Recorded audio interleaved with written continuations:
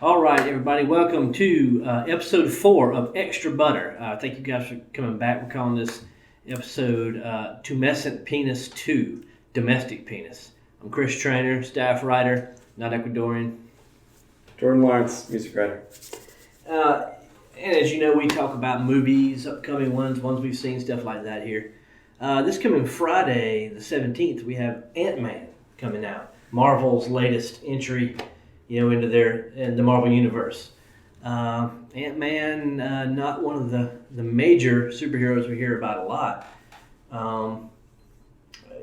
Big one if you're into comics, but not a big one if you're correct.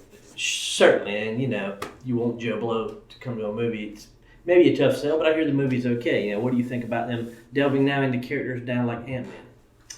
Well, I think the character itself is very rich. It's interesting because this movie is not about Hank Pym, right? Who was the original Ant-Man. Sure. We've come into the future and we have this guy Scott. And Hank's an older. Right. Hank is played by Michael Douglas in this movie. Right. So that's interesting. Hank Pym's pretty important to the Avengers because he comes up with a lot of the technology that they use.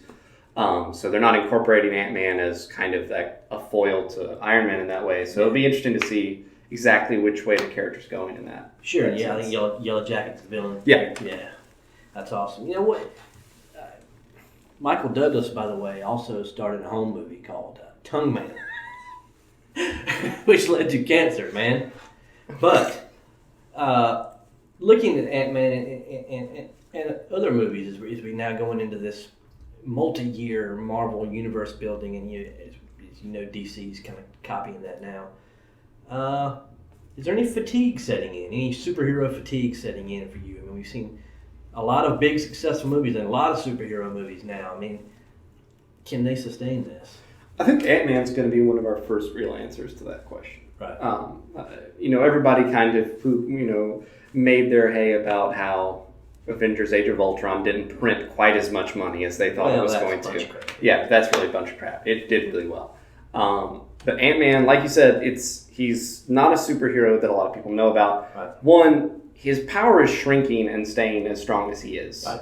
And so that's kind of cool. It's not, the Hulk or anything like that. It's not like in your face. Sure. So it's something that it's kind of a leap of faith on the part of people, who trust Marvel to go get thrills this way. So it's serialized now. Sure. One movie connecting to another, with one universe connecting to another. But I think we've seen superheroes. We're getting 2 a year now. Not just 1 a year, 2 a year. From Marvel. It's not counting what DC's trying to do and other. I mean, we even talk about Star Wars becoming this very serial thing. But we've seen superhero fatigue before. In the 90s, you had Batman. The Batman films in the late 80s and up through the 90s, and some other popular films in there. But after a while, it's like people didn't want to see Spawn and other things. It kind of superhero movies have already kind of done this once and come back. So yeah, this is an unprecedented peak too. Is the other thing correct? Yeah, and this is a little different because they're connecting all these things, and what happens to the House of Cards if one card comes out. Well, they're kind of betting the farm on it in a way, aren't they? I mean, just so how much they're putting into it, especially DC, especially Warner Brothers, what they're staking on DC right now. What did you think of that Batman v Superman trailer?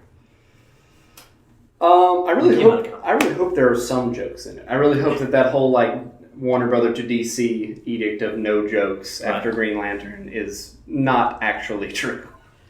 Yeah, it is. It was such a super serious trailer. Very. What I'm watching here is this, Glenn Ross or a freaking Superman. It makes The Dark Knight Rises look like a laugh riot. I know. It's like, it really did. So, everybody's going to go see that. But because we've been waiting on this particular pairing for so long. But yeah.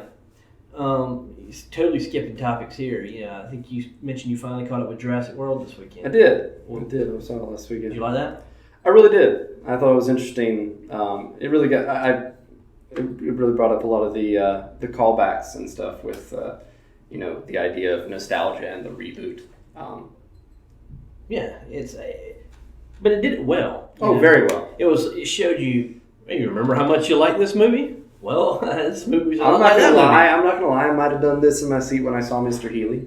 Oh wow! Several small, and I think they even used Richard Cowley's voice just briefly as you're getting into the. Yeah. That's super. That's a deep cut. That's really getting in there. Right, and use Jimmy Fallon instead, on the screen And there. then finding the old that was control center. That was my favorite part of the whole movie when they found the old Jurassic Park. So anyway, we're nerds. That's what we're trying to tell you. My producer back there, most handsome damn producer around, is telling me we're out of time. So until next time, until Two Messed Penis 3. This is Extra Butter. I'm Chris Trainer. Jordan Lawrence. See ya. Peace.